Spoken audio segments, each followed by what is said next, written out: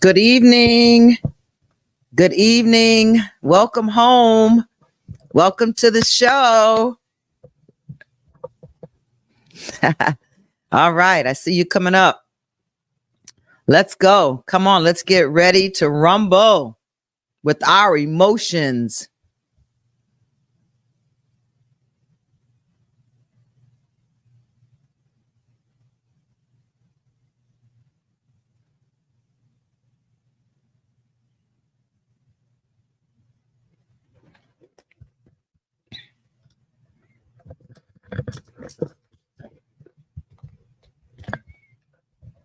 Let's get ready to rumble.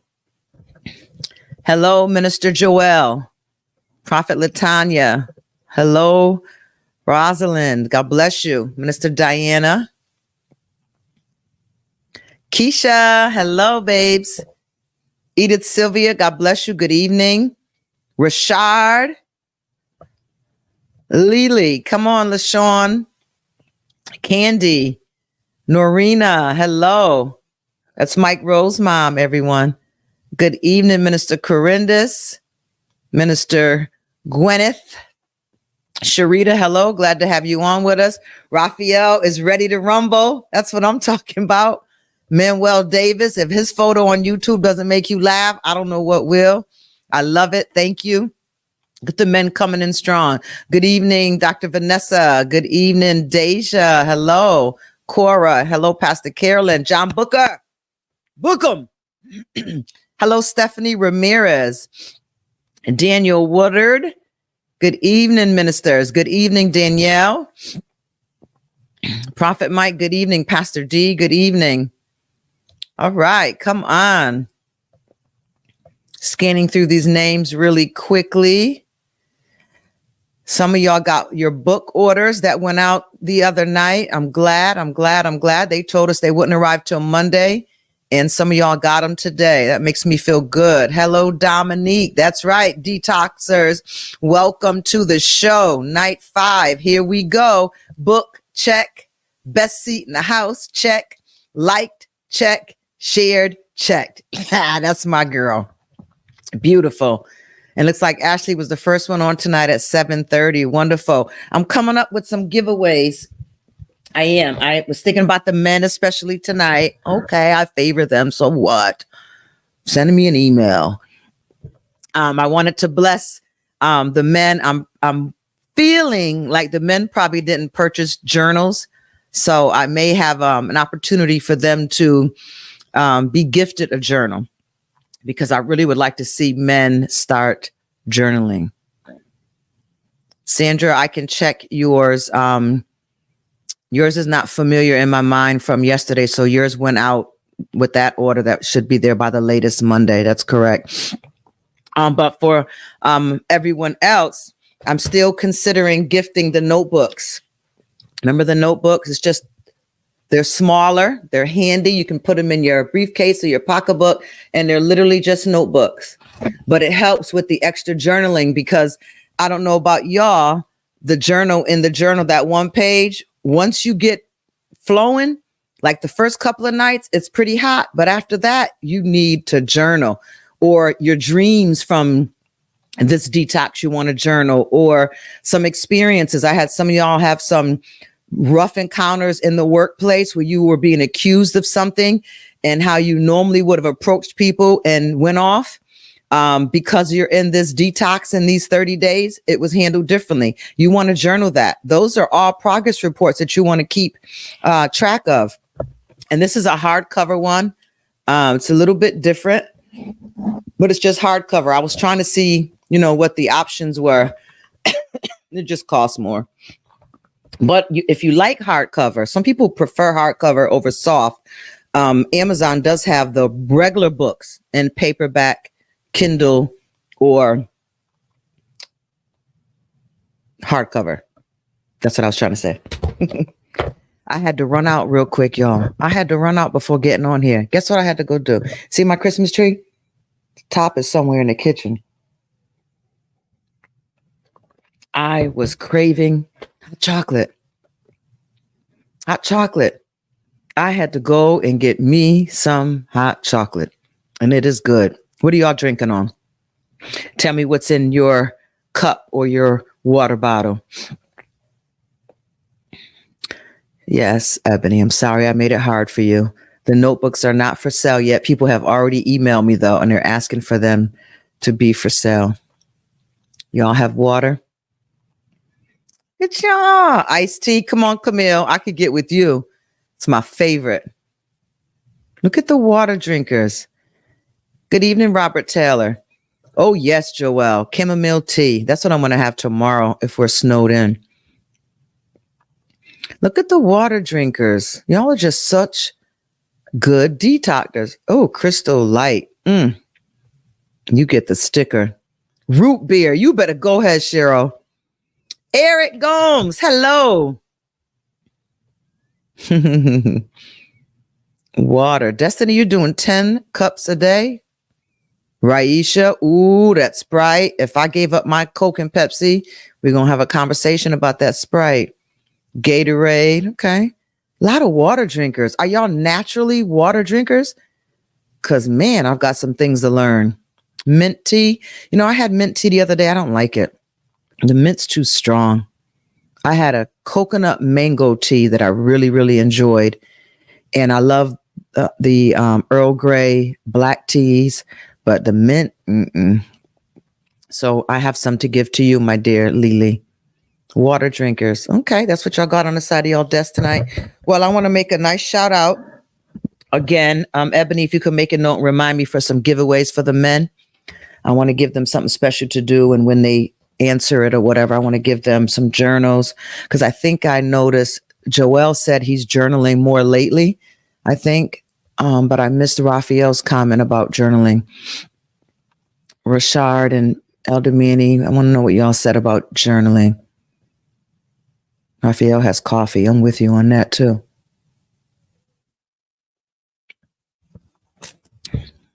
Ron Jr.'s on Soul Detox. I was wondering where Ron Sr. is. You better make a post so I can see him on here. It's 92 people on here, y'all. I don't get to see everyone.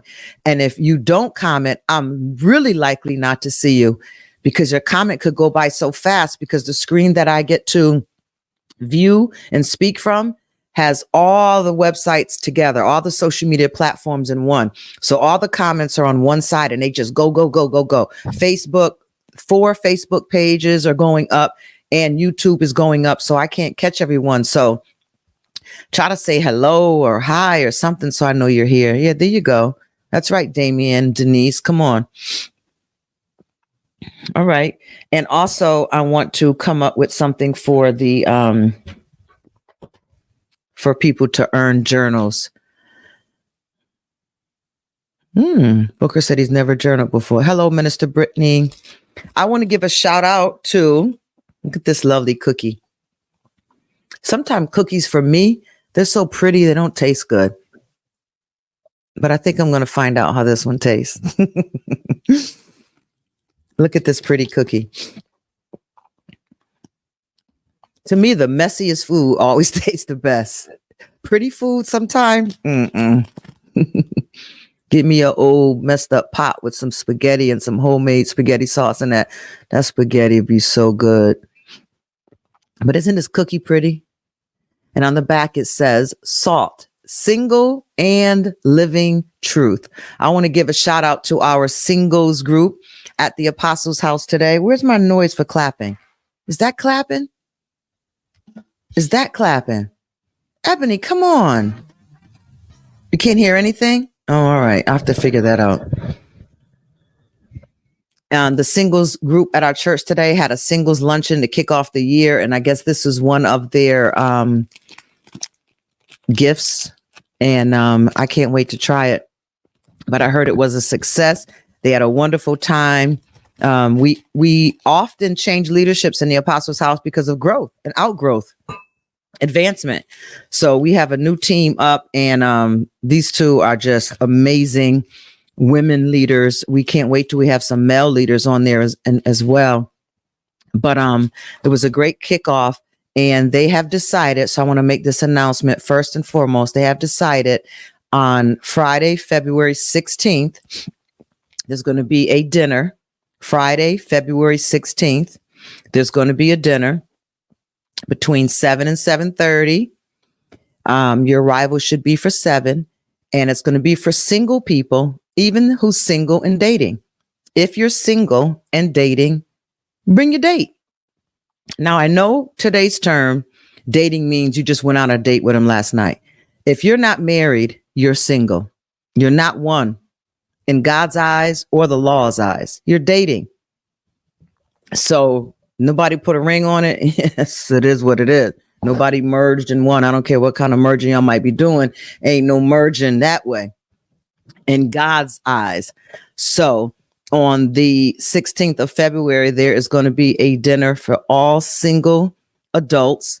And if you are dating, bring your date. Introduce your date to first people of the Apostles' House, because there will be others coming from the outside. And it is open to the public. If you have single friends and their dates and they want something to do, if you know anything, that calendar day is around Valentine's Day. Is it the next day or is it Valentine's Day this year? Friday, February 16th. Somebody tell me.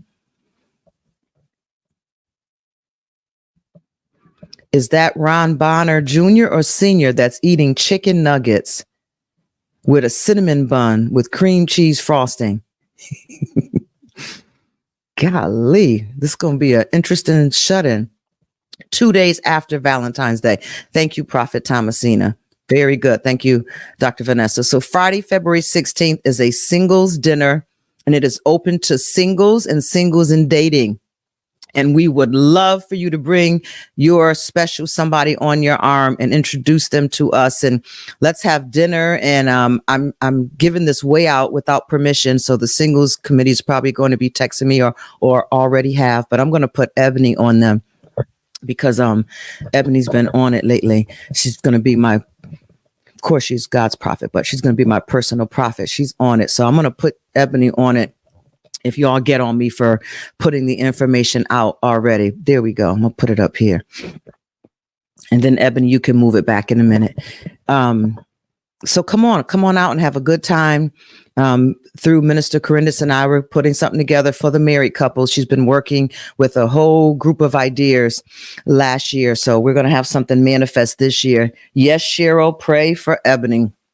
Ebony rebuked me last night, y'all, in a loving way.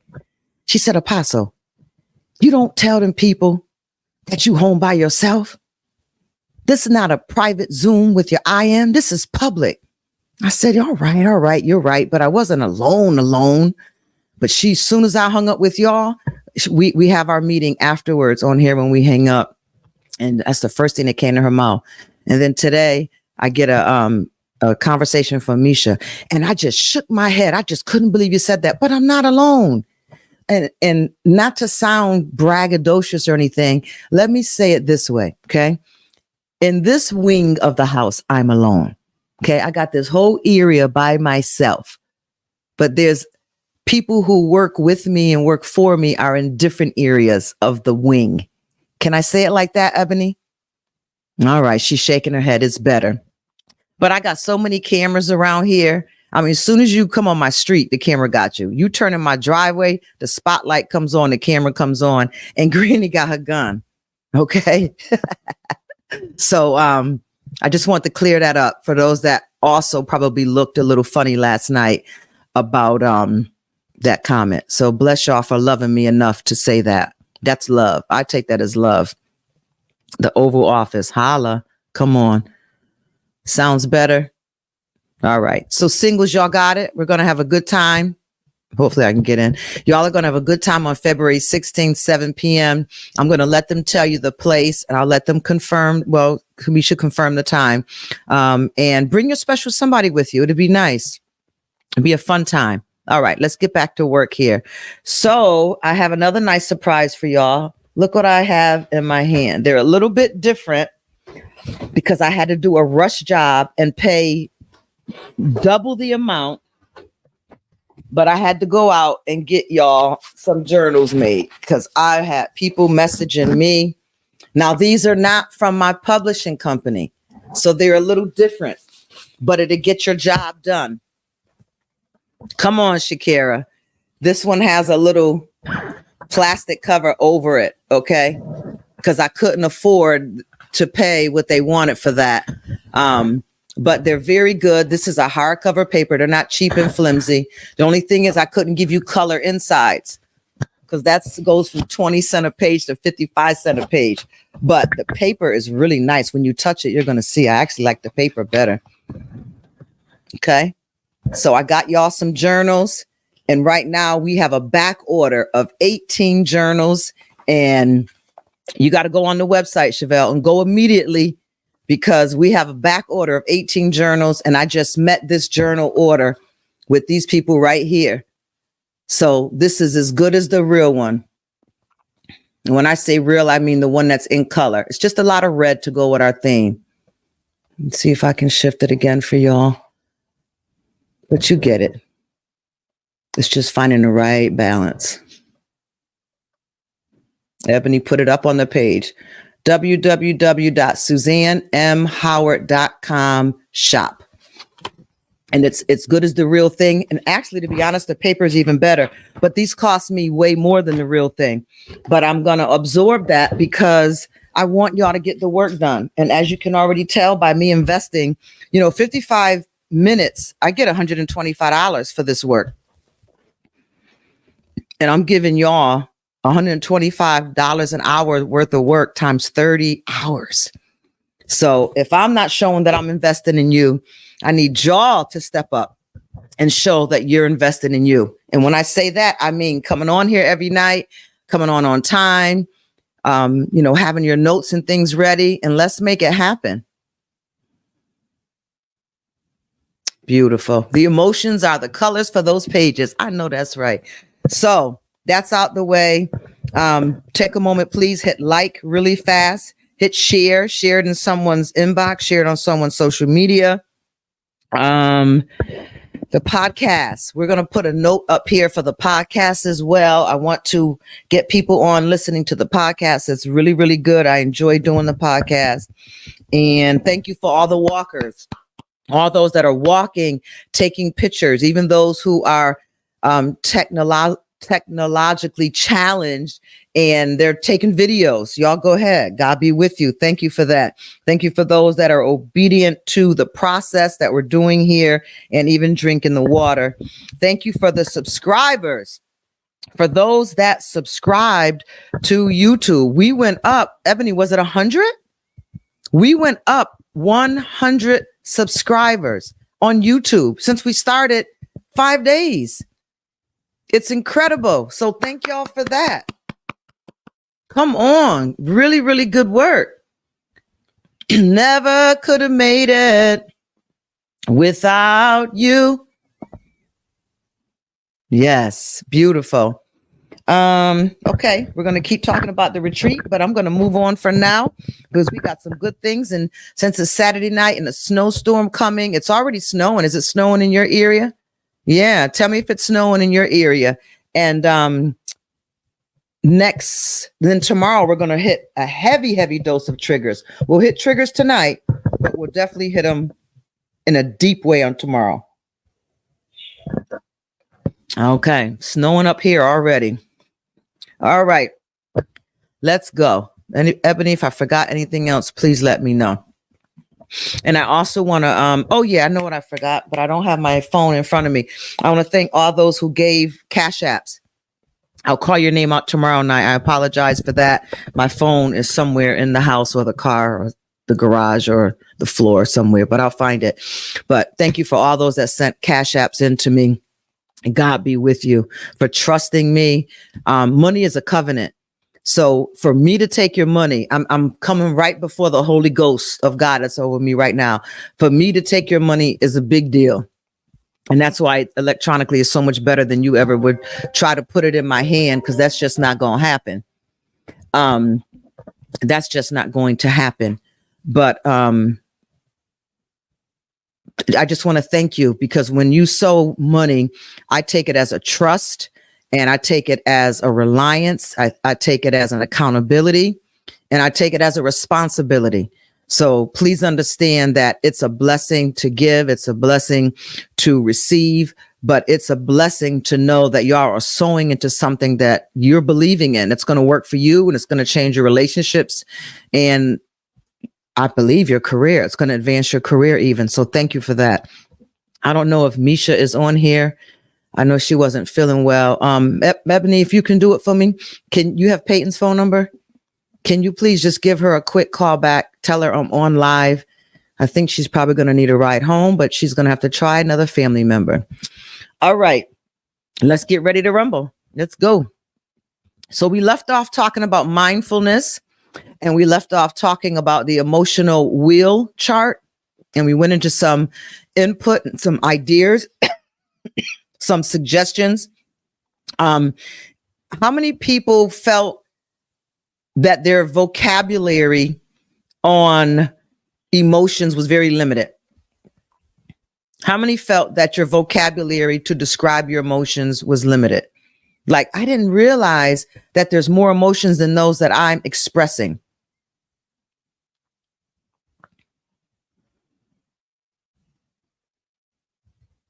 Has anyone taken the time to use a thesaurus since last night? Hey, Bernard, did anyone take time to use a dictionary since we talked about it last night?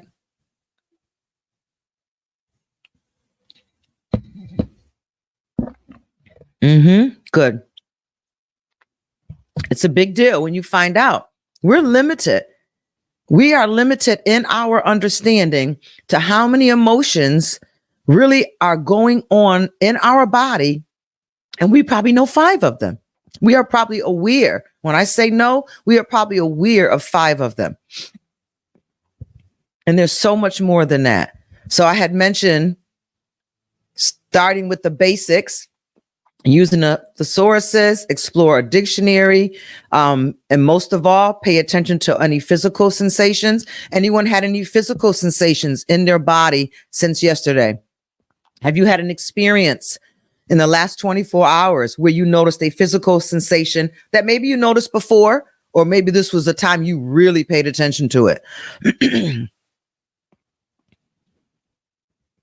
You know, you're standing in line and the line is long, or you're standing in line and you just feel like you're just getting flushed.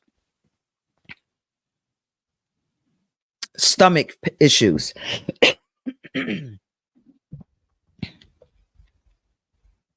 Headaches, vision. What's the word I want to use? Queasy stomach. How about pins and needles? You can even feel pins and needles.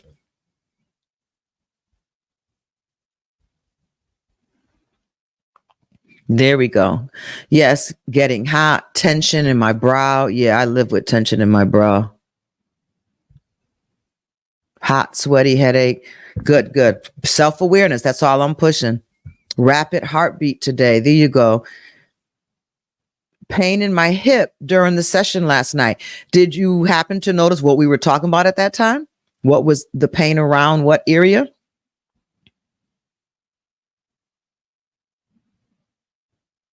Getting hot when I am unable to control what is going on. Yep. Adrenaline. Yep. Tense, strain, and breathing. Absolutely. Woke up with pain. Make a note of that. Good job. Let's work the self-awareness. We talked about being able to connect your physical sensations. We talked about keep a feeling journal, right? We talked about even exploring literature and art. I'm going to challenge some of y'all to go to a museum. If not during these 30 days, after the 30 days, go to a museum and don't pay attention to what they're saying about the art. Go in there and find something in that piece of art that describes an emotion, especially if you use the dictionary or a thesaurus recently. Go in there and find an emotion. Describe, this painting looks like the person is in what, or this painting looks like if I was there in this boat on this pond, I would feel that I don't have a care in the world. I feel free. I feel careless. I feel light.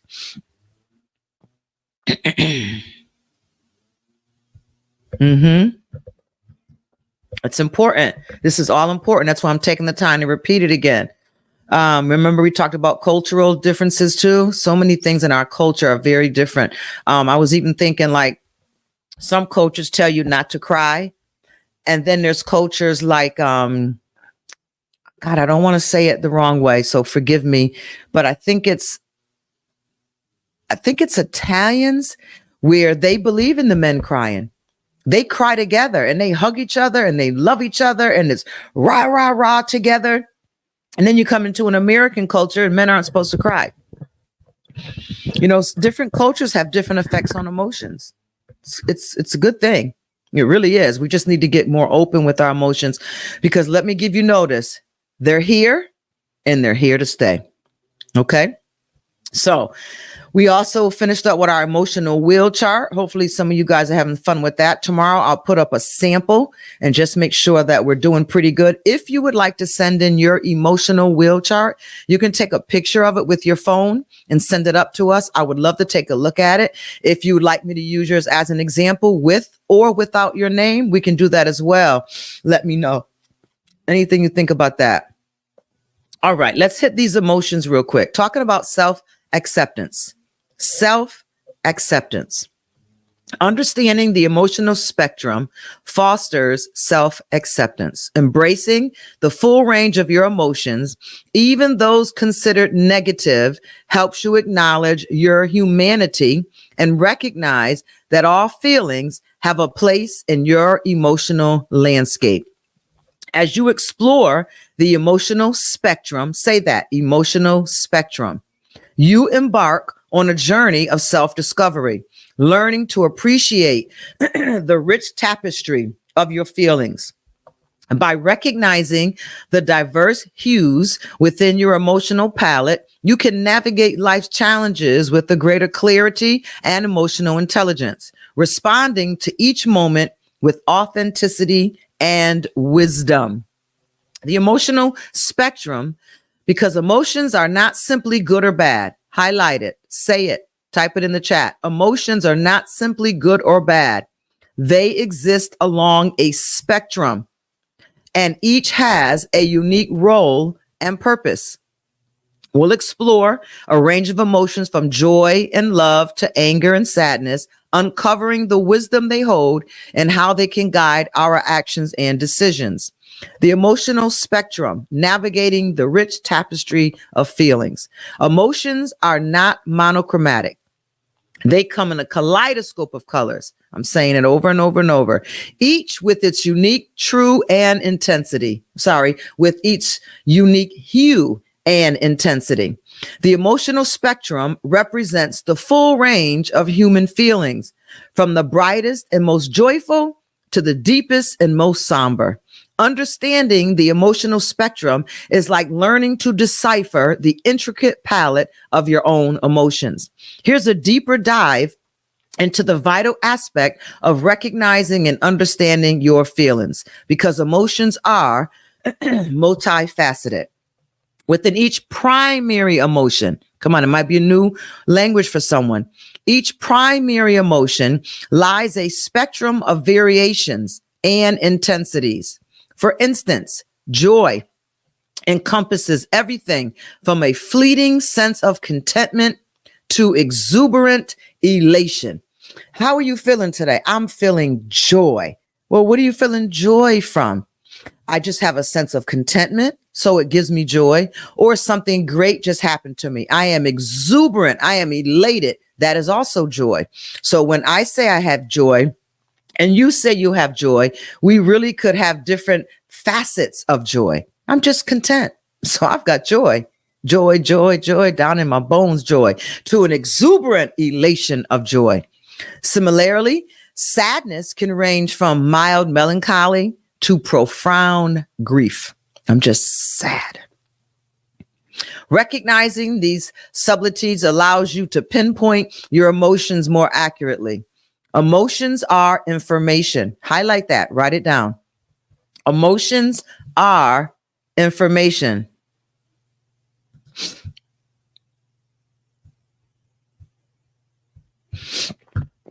Emotions are information.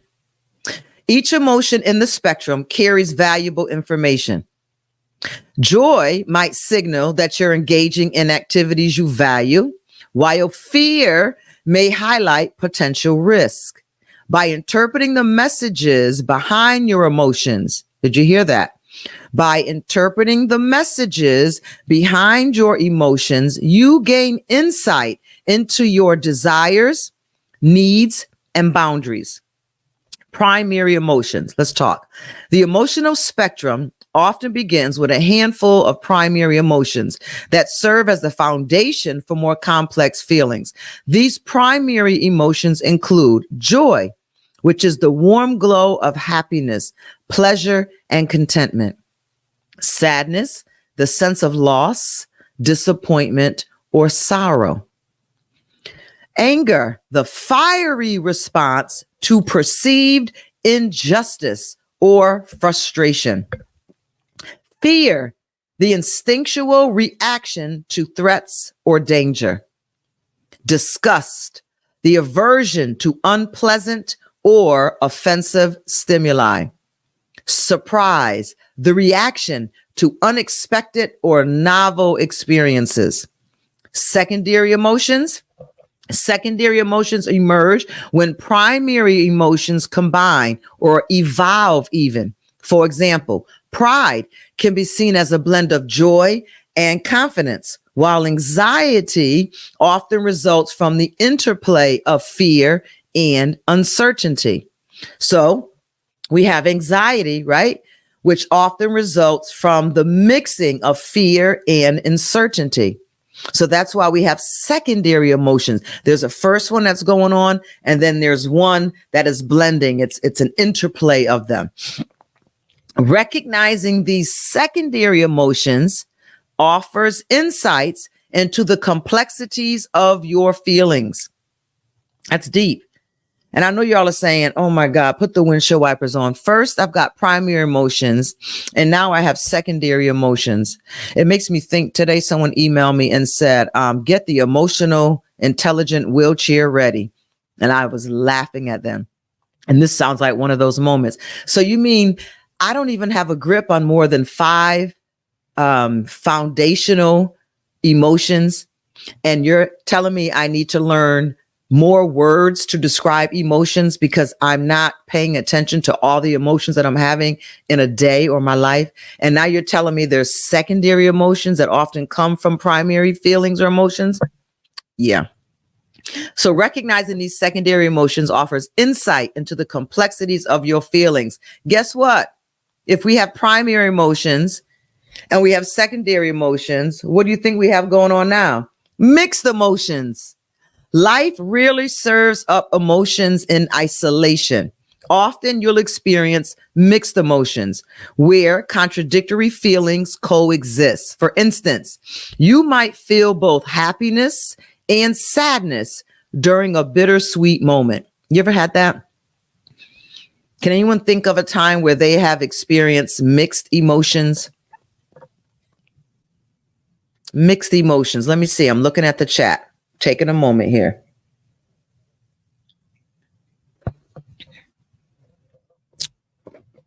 Can you think of an occasion when you've had mixed emotions?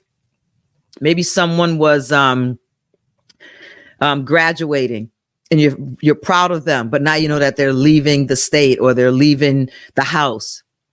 You're happy for them, but you're sad at the same time because life is going to change. It's going to change big now. Weddings, right? Divorces, funerals. Oh, y'all got it. Come on. Absolutely. Even, any transition or change in life, it can cause a mixed emotions. How about even during movies? How many emotions does movies trigger from us? Yes, Tony. God bless you. Yes, Cynthia Basden. Yep. There's a mom on here that said, yes, I remember that when my son moved out. And now we probably have a third emotion. Well, we probably have a primary emotion, There I go. A primary emotion, a secondary emotion, and then we have mixed emotions. Because think about it, with the mom who's talked about her son moving out of the house. She's, first of all, probably surprised that he's moving out, right? Especially with boys. Second of all, now I'm fearful that he's moving out because what's his life going to be like now? And then thirdly, I'm happy he's maturing. So we got a primary emotion, a secondary emotion, and now we've got mixed emotions going on. Even good departures cause grief. That sounds like a good blog right there. So because life really rarely serves up emotions in isolation, we will oftentimes experience mixed emotions, and they're okay. I know people who can actually laugh and cry. That's wild. I can't do that, but I know that. Acknowledging these mixed emotions allow for a more nuanced understanding of your reactions. The intensity levels of emotions. Emotions also vary in intensity, from subtle and fleeting to overwhelming and all-encompassing. All-encompassing is when you really need to seek help. Please make note of that. Learning to gauge the intensity of your feelings can help you respond appropriately. For instance, a mild annoyance requires a different response than intense anger. Let's talk about the temporal nature. Emotions are not static. They evolve and change over time. What you feel in one moment may shift as circumstances change. Recognizing the temporal nature of emotions reminds you that they are impermanent and can be managed and influenced. I want you to highlight that. Write it in your notes. Recognizing that my emotions are temporal in nature. Come on. Recognizing that let's put my on it. Recognizing that my emotions are temporal in nature reminds me that they can be managed and influenced. Why is that important? For two reasons. For one, have you ever seen someone angry and then they're talking to themselves? And you see them working themselves up, You're like, this person's going to lose it if I don't help them change the channel in their mind. They're feeding their own anger with more thoughts. And they're like, oh, then when they said this, and then when they said that, and if you do that again, and then they start thinking about you doing it again, and they're getting angrier and angrier. They are all encompassed, overwhelmed by emotions. And when that happens, it's a dangerous time. Dangerous things can begin to happen then. And they have lost contact with the ship. They have lost contact that I can still manage my emotions. I can still influence myself for the better, even though they deserve it. I'm not going that way again. I'm not going that way again. I almost made it this week. You influence and manage your emotions. All right? Take a breather, not because I'm choking, but because we're getting ready to go into a deeper place here. Come on, let's go up our nose, out our mouths. Come on. Come on, one more time. Yes, brother Raphael. He says you will lose contact with the mothership, and that is for sure. We have disengaged, right? Yes, I influence and manage my emotions. Write that down. We need to get, I don't know if we need to get a pen. Oh, I've got a gift for y'all too. I forgot about that. I meant to mail them out with the books and journals. Could you write that down, please? I forgot I had gifts for everyone that was supposed to go with their books. I influence and manage my emotions. All right. Time is almost up, but we're going to put the ice cream on the top of this thing tonight because tomorrow we're going to go into it really heavy. We're going to talk about recognizing emotional triggers. And by the way, we are doing real good for time. So any areas that I want to go in a little deeper on, like last night we talked about emotional suppression, we'll have time to do some of those extra things that we want to spend more time on. So if there's something that's being taught and you'd like to know a little bit more on it, email Ebony and let her know, because at the end of the 30 days, whatever time we may have left over, I don't do it at the end. I kind of can rate my timeline. So I'll put it in on a certain night because I know how I want to end on that 30th day. Let us know. And where time permits, we'll sneak in and do it. Like I have another night that I'm going to add just on triggers and emotional intelligence, the combination. So recognizing emotional triggers, emotions, and I believe this is page 79. Emotions don't exist in a vacuum. They are often triggered by specific events, thoughts, or circumstances. Write it down. Highlight it. Emotions are often triggered by specific events, thoughts, or circumstances. This chapter will help you identify your emotional triggers, the catalysts that led to specific emotional responses. Now you're going to know why you responded the way you did. And trust me, you're going to learn whether you want to accept it or not. The way you responded is really not because of the action. It's really not. It's because, remember, they were the pin to the grenade that was already there. By recognizing these triggers, you gain valuable insight into your emotional landscape. Emotions don't appear out of thin air. They often have specific triggers, whether internal or external. Highlight it. Write it down. Emotions don't appear out of thin air. They often have specific triggers. This is the part I want you to highlight, whether internal or external. Triggers can be internal or external. That set them in motion. Recognizing these emotional triggers is a crucial step in understanding your emotional responses and gaining control over them. In this section now, we'll explore strategies and techniques to help you identify and recognize your emotional triggers effectively. Number one, self-observation. Start by becoming a keen observer of yourself. That's right, I said it. Everybody else wanted to say it. The other part of the room did say it, but you wouldn't listen to them. So I'm going to say it. Start by minding your own business. You know what that means? It doesn't mean stay out of my business. It means mind your business first. Find out about you. Start by becoming a keen observer of your own thoughts. It's almost like don't pay attention to the speck in someone else's eye that you should not even be able to see if you were able to recognize there's a log in yours. Have you ever thought about that scripture? If there's a log in your eye, how can you even see around it? It's amazing. So what we're talking about tonight is becoming a keen observer of my own thoughts, behaviors, and reactions. Ooh, those reactions.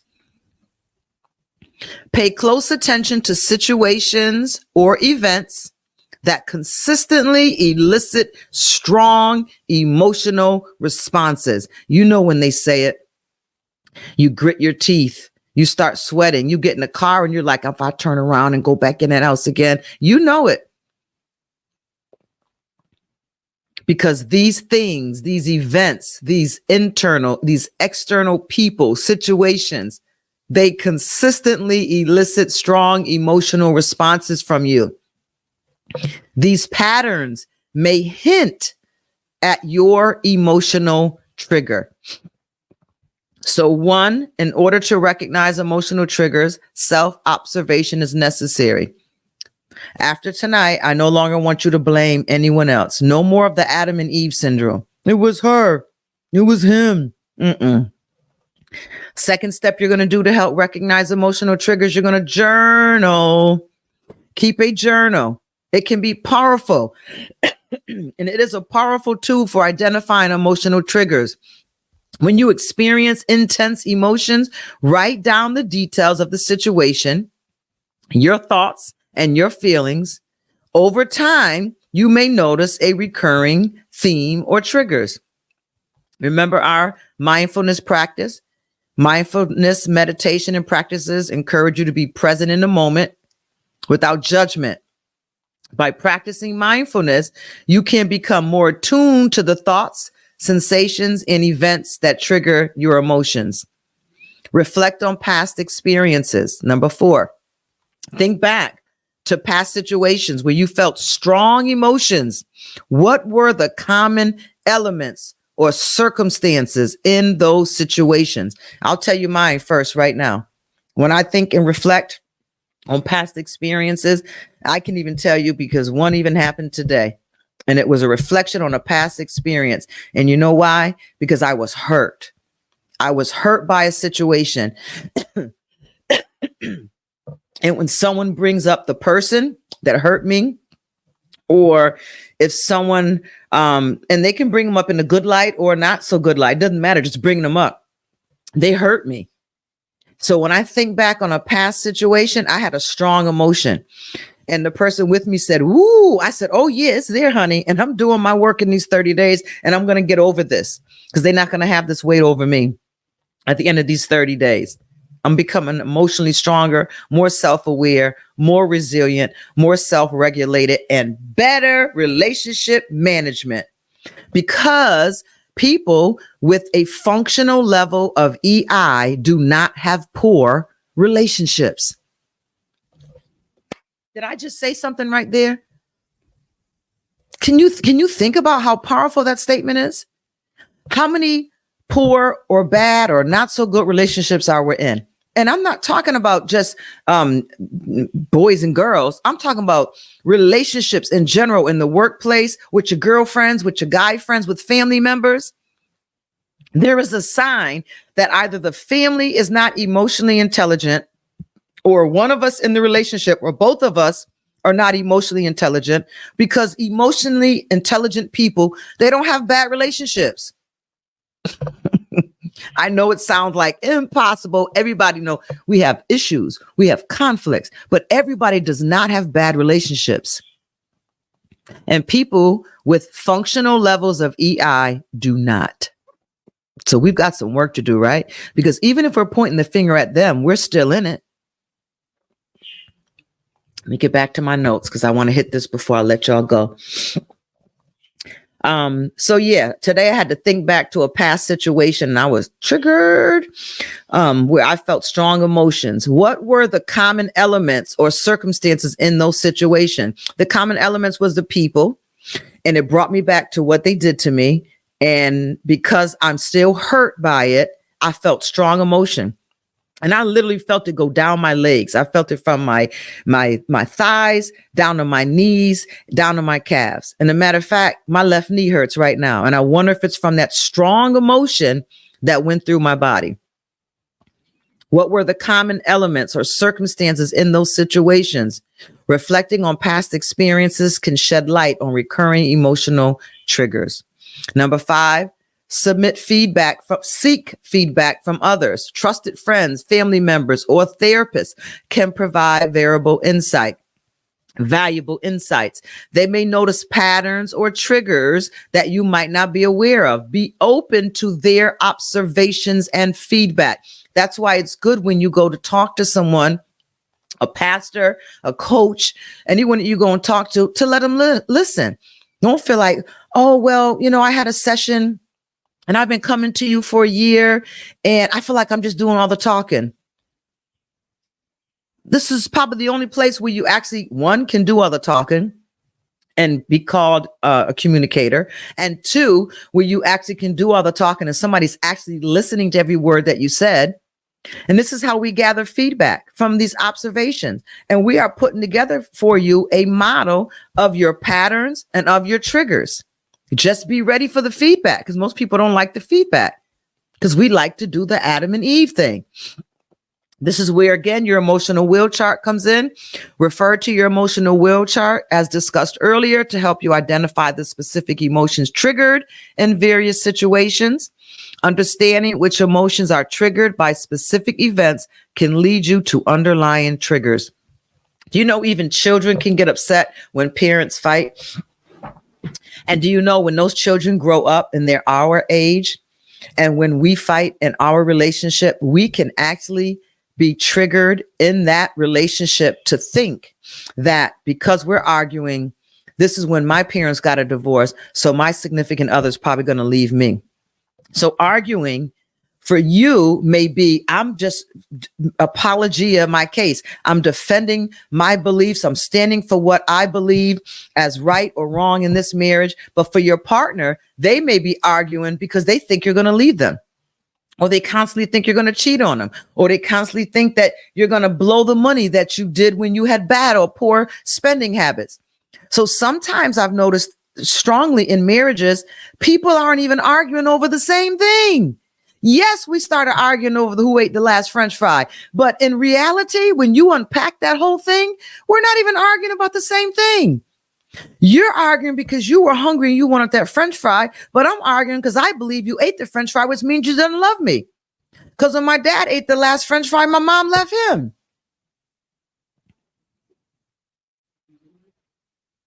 Y'all hearing me? Oftentimes people are arguing and we're arguing over different situations. We think it's the battery. We think it's the French fry. We think it's the cookie. We think it's because you didn't make my coffee. But sometimes it's not. Yeah, disloyalty is a big one, honor and respect. But usually it becomes so big because our level of self-awareness is lacking something that was never demonstrated to us as a child. Were you heard as a child? Did you feel validated as a child? Did you feel respected as a child? Did you feel respected as a boy child? I know boys that grew up with all sisters and they were just, women, we just like take over anything anyway. So they just feel totally walked over, forgotten about. Look at the Kardashian family. You don't even see that brother anymore. They just wiped that dude right off the face of her. He had one problem and he was walked over. They've had 99 problems. And they still moving on with their stuff. It's important. Remember, we're talking about us. So when did you first feel dishonored in your life? Come on, breathe with me. When did you first feel dishonored? And do you feel dishonored as a girl or as a male? Or do you feel dishonored as a human being? As a provider? Was your dad dishonored? Or did you see your dad always fight for honor that he never had to fight for because of some dysfunction in his parents? Some of us are fighting for things that we already have, but we cannot see it because we're fighting from a learned behavior of our childhood. Not having a voice growing up. How is that working for you today? Can you think of an example right now how that would show up in your life today? Not having a voice growing up. When you feel that you don't have a voice in the workplace or in the home or in relationships, I'm sure that happens to you somewhere today. Does it still trigger an extra tone from you, or you cut in conversations because you've been felt invisible? Yeah. Dishonored as a girl, and it stayed with me sometimes until today. Yeah. And so often when we get into relationships, we're fighting for the honor that we don't even have to fight for. Listen more than talking. So it can work in a good way for you, Robert, as well. What about the other side to that? Is there another side to that coin? The emotional will chart, pay attention to physical sensations. Pay attention to physical sensations that accompany emotional responses, like tightness in the chest, a racing heart, or muscle tension. It can provide clues about your emotional triggers. Number 8, monitor thought patterns. Negative or irrational thought patterns can act as emotional triggers. For example, this is huge, catastrophizing or all or nothing thinking can intensify emotions. Ebony, write that down for me. I think tomorrow night I want to spend a little bit of time on catastrophizing because I don't think people realize how much we do that. That all or nothing thinking can intensify emotions. Recognizing these thoughts patterns is key to understanding your triggers. Identify personal beliefs. Number 9, deep-seated beliefs, often formed in childhood or because of past experiences, can act as emotional triggers. Do you hear the words that are coming out of my mouth? Deep-seated beliefs, often formed in childhood or because of past experiences, can act as emotional triggers. Explore your core beliefs. What are some of your core beliefs about yourself, about relationships, about the world, about women, about men? Explore your core beliefs about yourself, others, and the world to identify triggers linked to these beliefs. Let me ask a question while we're here, because this comes up a lot as well. How many people know their core beliefs? And it's time to go. I'm 5 minutes over, but I really want to take this extra time on the weekend if I can.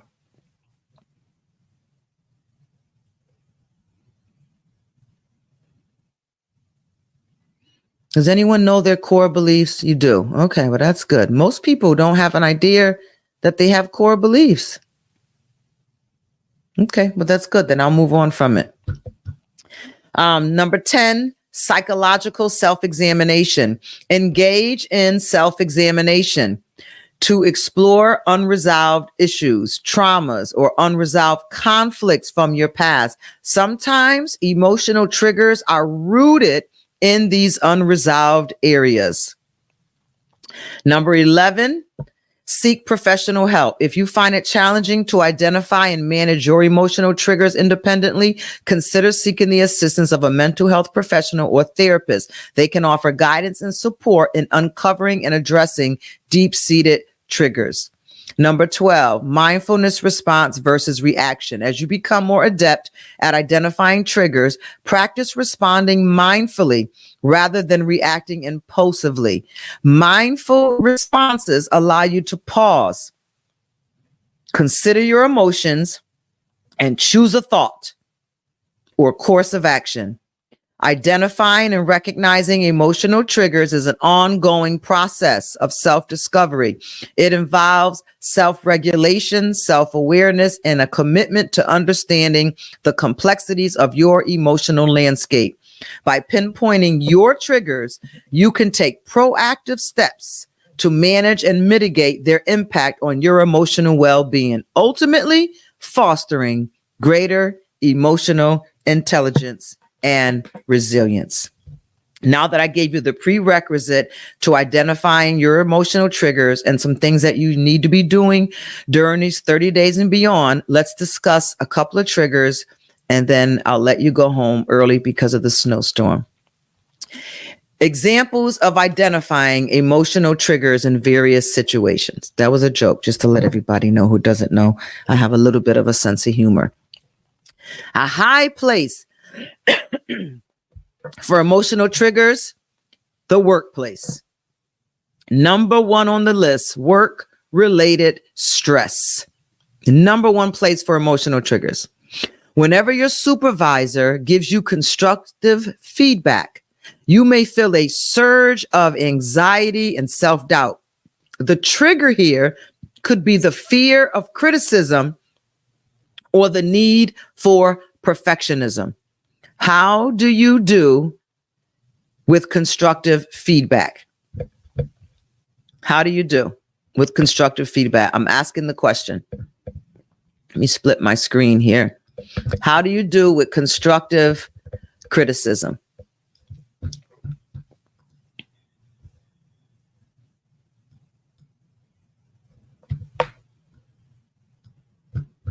These computers think they know so much.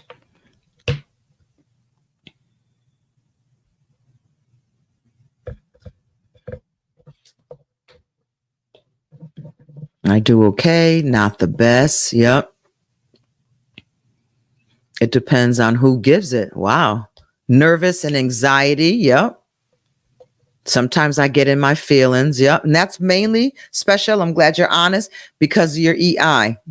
Through these 30 days, you're going to be able to handle those things a lot better. I used to get defensive, Mariah says.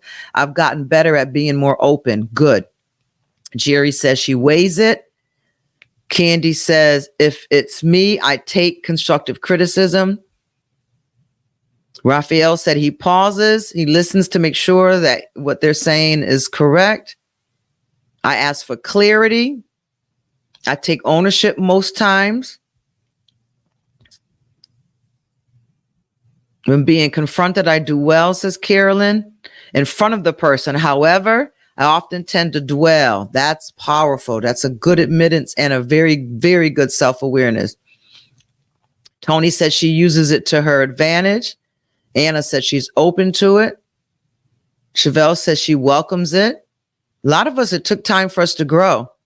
Okay, so let's talk about that. So for those that struggle with it, or those that remember when they used to struggle with constructive criticism, how many will admit that what you're feeling, that remember that initial emotion and then the secondary emotion, how many can admit that a lot of what you felt was anxiety and some self-doubt? Did you feel anxiety and self-doubt?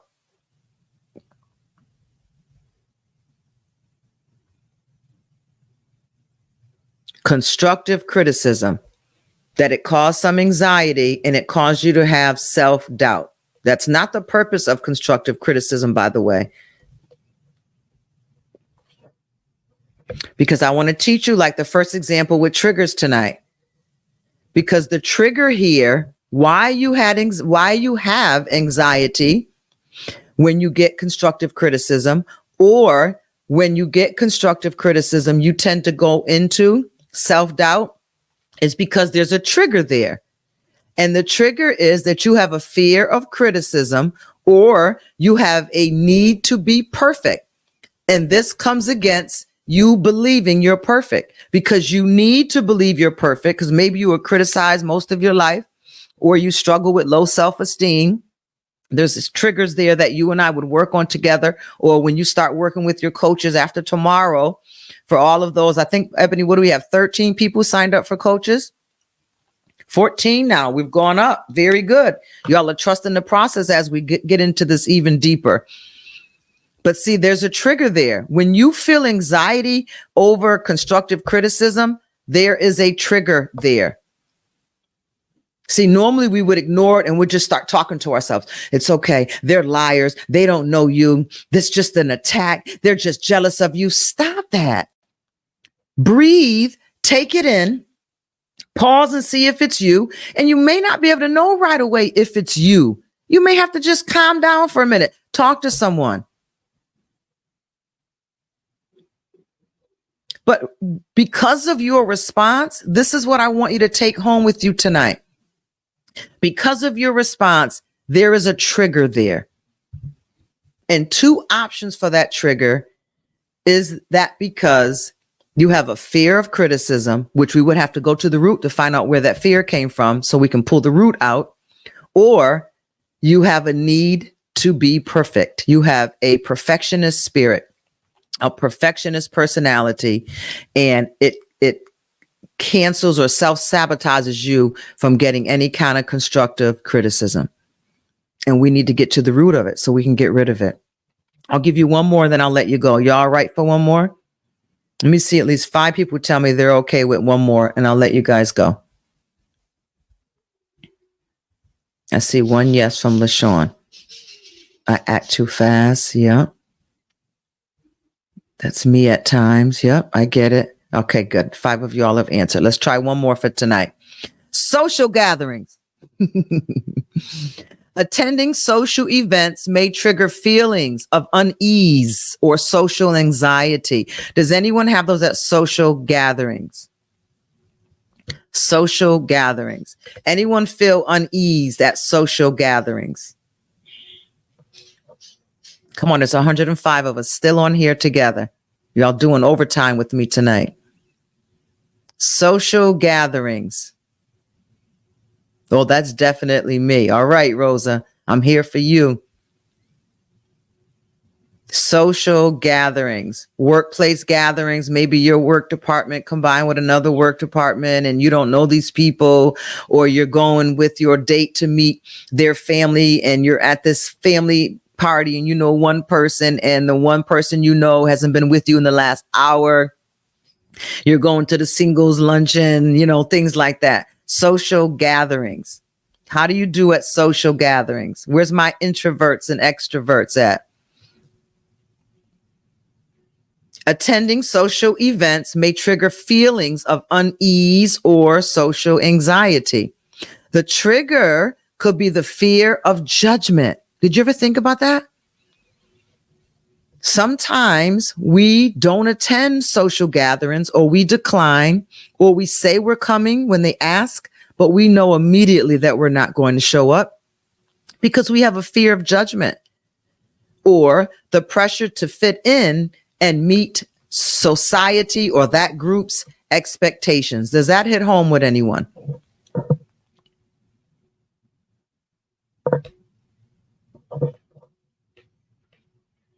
Good, Shayna. Good, Ashley. I'm the same way, Anna. It takes me a while to come out. Same way with me, Joelle.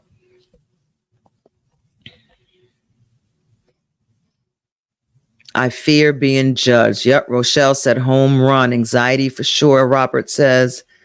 Sky says the latter part.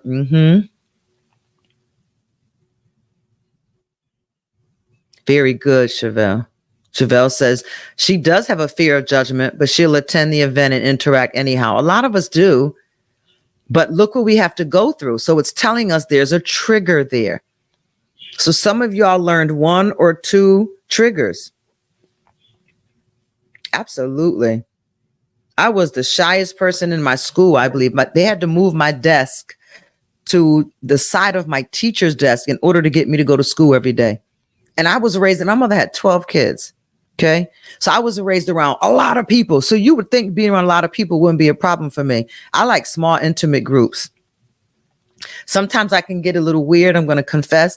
Like if I invite you out to eat with me and then you'd be like, oh, I brought Ann and Bob along, I'll get thrown off. And you would think that I don't want to be with them or I don't like them when I get thrown off, because I flourish more in an intimate setting. And the more for me is not the merrier. The more for me is stress. One, I'm an introvert, so it's going to drain me.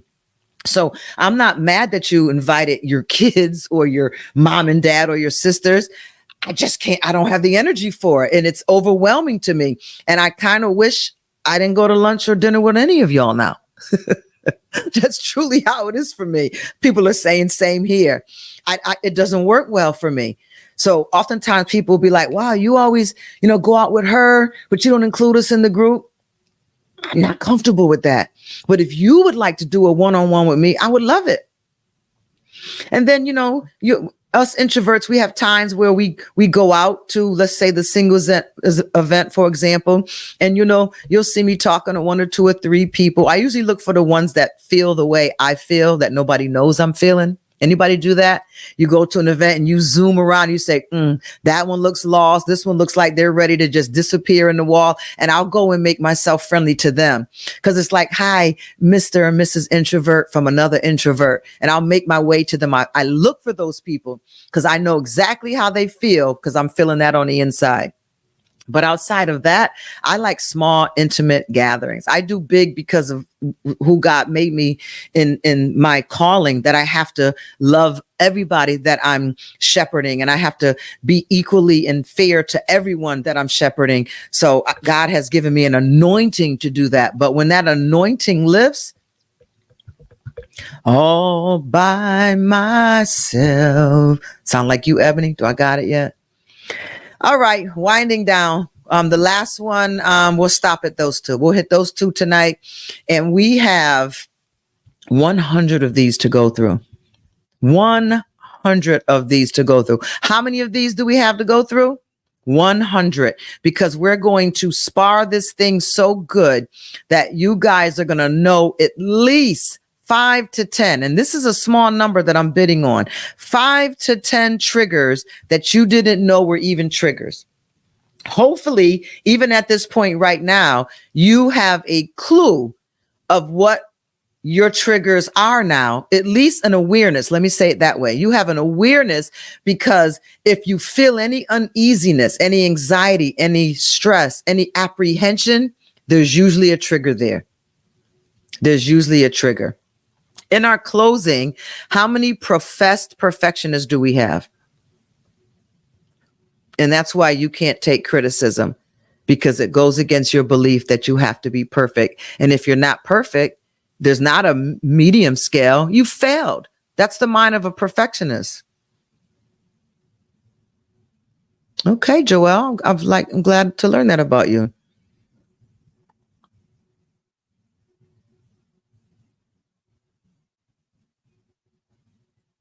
Yeah, we're going to find our triggers. Absolutely.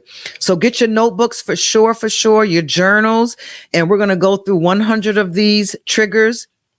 And we're going to find what your triggers are, and we'll have areas that will have a good map line, a good timeline, a good map on which triggers that we want to work with you maybe after these 30 days, or you will work on yourself, or you'll sign up with my coaching consultation. And for the rest of this year, you have 11 months to work these out together. And where therapy is needed, if there's some deep embedded issues that we found out that it's some more of a trigger, it's more of a therapeutic issue, we'll take care of that as well with you. Okay. Exhale. God bless you all. Thank you for your time tonight. I want to thank you for the overtime tonight, but also I guess I have to thank myself for it, right? Because we're giving and giving and giving. I'm not a perfectionist as much anymore. I hear you, Corinda's, because I found out that it was just poisonous. It was no good.